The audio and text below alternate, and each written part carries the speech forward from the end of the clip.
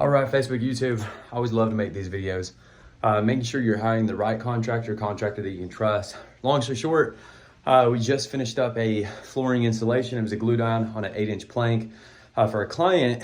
And I'd originally quoted him for, I don't know, 14, or maybe it was either 14 or 9 buckets of glue.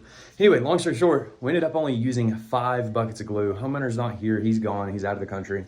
Or maybe not out of the country, but traveling somewhere. And I very easily, looked at it, saw how many that we had.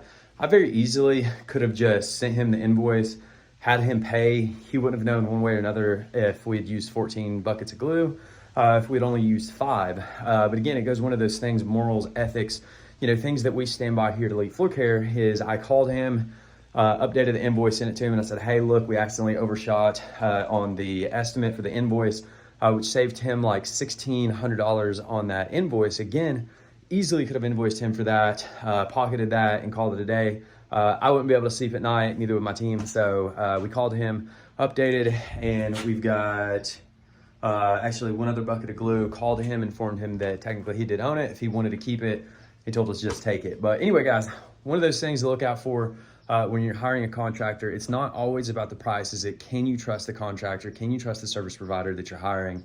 And so our clients know that when they hire Elite Floor Care, they're hiring somebody that they can trust, somebody that's going to do a good job, and somebody that's always going to stand behind their work and always be in the best interest of the client. So anyway, guys, it's another one of those videos of what to look for when hiring your contractor.